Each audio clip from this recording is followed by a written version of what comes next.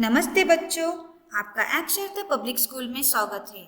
आज हम कक्षा तीसरी की पाठ दूसरा स्नो व्हाइट और सात बौने के बारे में जानेंगे। तो चलिए बच्चों बढ़ते हैं पाठ दूसरे की ओर। पाठ दूसरा स्नो व्हाइट और सात बौने।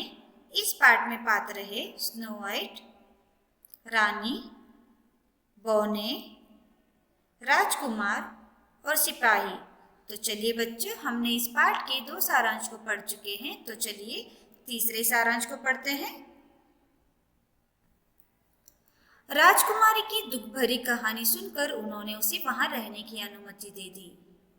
राजकुमारी ने उनका धन्यवाद किया। उसने कहा कि वह घर का सारा काम करेंगी। बौने काम पर चले जाते। जाने से पहले वे राजकुमारी को समझाते कि कोई भी दरवाजा खटखटाए पर वह न खोले।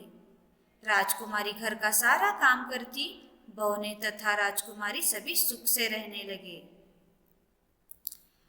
एक दिन रानी ने अपने आईने से पूछा, बोल रे मेरे आईने, जग में सबसे सुंदर कौन है? क्या है तेरा कहना? आईना बोला, जग में सबसे सुंदर आप ही है रानी, लेकिन आपसे सुंदर है स्नो व्हाइट राजकुमारी, जो जंगल में काटे दिन रात 7 बौनों के साथ। यह सुन रानी आग बबूला हो गई।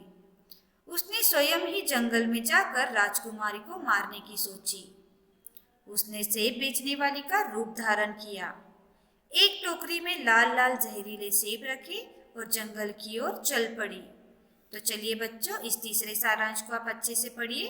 तो चलिए बढ़ते हैं गतिविधि पहली की ओर।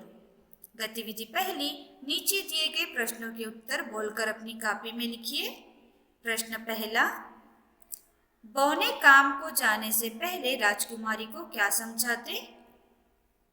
उत्तर, बौने काम को जाने से पहले वे राजकुमारी को समझाते कि कोई भी दरवाजा खटखटाए पर वह न खोले। प्रश्न दूसरा, एक दिन आईने ने रानी के सवाल का क्या जवाब दिया?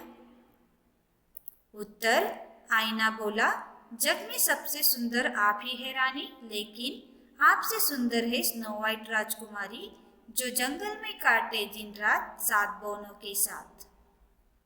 प्रश्न तीसरा, रानी आग बबूला होकर क्या सोची?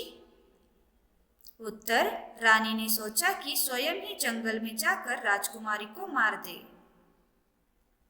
प्रश्न चौथा, राजकुमारी को मारने के लिए रानी ने क्या किया? उत्तर, उसने सेब बेचने वाली का रूप धारण किया, एक टोकरी में लाल लाल जहरीले सेब रखे और जंगल की ओर चल पड़ी। तो चलिए बच्चों, इन प्रश्नों के उत्तरों को अच्छे से लिखकर यह गतिविधि को पूर्ण कीजिए। तो चलिए बढ़ते हैं गतिविधि दूसरी की ओर। गतिविधि दूसरी, नीचे दिए गए खाली जगह सही शब्द लिखकर वाक्य पूर्ण कीजिए। पहला वाक्य है, राजकुमारी की दुख भरी डैश सुनकर उन्होंने उसे वहां रहने की डैश दे दी।